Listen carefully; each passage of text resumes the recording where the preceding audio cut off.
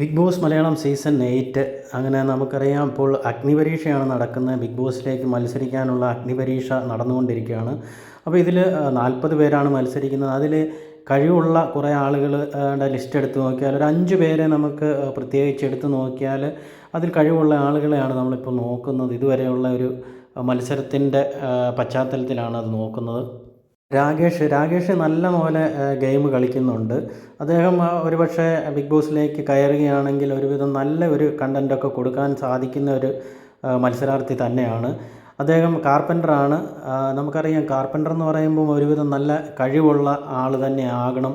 Carpenter work എന്ന് പറയുന്നത് അതുപോലെയാണ്. അതുപോലെ തന്നെ നമുക്കറിയാം, ഇതുവരെ ബിഗ് ബോസിൻ്റെ ചരിത്രത്തിൽ തന്നെ കാർപ്പൻ്ററായിട്ടുള്ള ഒരു വ്യക്തി ബിഗ് ബോസിൽ വന്നിട്ടില്ല.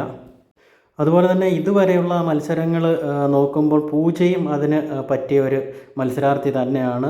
പൂജയ്ക്കും ബിഗ് ബോസ് ഹൗസിലേക്ക് കയറിയാൽ ഒരു പക്ഷേ നല്ല രീതിയിൽ മത്സരിക്കാനായിട്ട് കഴിയുമെന്നാണ് പ്രതീക്ഷിക്കുന്നത്. മറ്റൊരാൾ ലോലിറ്റയാണ്. ലോലിറ്റ സ്റ്റുഡൻ്റാണ്, എങ്കിലും നല്ല രീതിയിൽ മത്സരിക്കുന്നുണ്ട്. അതുകൊണ്ട് തന്നെ ബിഗ് ബോസ് ഹൗസിലേക്ക് വന്നു കഴിഞ്ഞാൽ കണ്ടൻറ്റ് തരാനും നല്ല രീതിയിൽ മത്സരിക്കാനും ഒക്കെ കഴിവുള്ള ഒരു ആളാണ്. മറ്റൊരു മത്സരാർത്ഥി നമ്മുടെ പൂജയാണ്. പൂജയും അത്യാവശ്യം നല്ല രീതിയിൽ തന്നെയാണ് ഗെയിമുകളൊക്കെ കളിച്ചു പോകുന്നത്. പൂജയ്ക്കും ഹൗസിലേക്ക് എത്തിയാൽ നല്ല രീതിയിൽ പെർഫോം ചെയ്യാൻ കഴിയും. മറ്റൊരാൾ പ്രണവാണ്. പ്രണവിനും നല്ല കഴിവുള്ള വ്യക്തി തന്നെയാണ്. ഇദ്ദേഹം ഗ്രാഫിക് ഡിസൈനറാണ്. അതുപോലെ തന്നെ കളരി കോച്ചും ഒക്കെ ചെയ്യുന്നുണ്ട്. ഇദ്ദേഹവും ബിഗ് ബോസ് ഹൗസിലേക്ക് വന്ന നല്ല ഒരു കണ്ടൻറ്റ് തരാൻ കഴിവുള്ള ആൾ തന്നെയാണ്.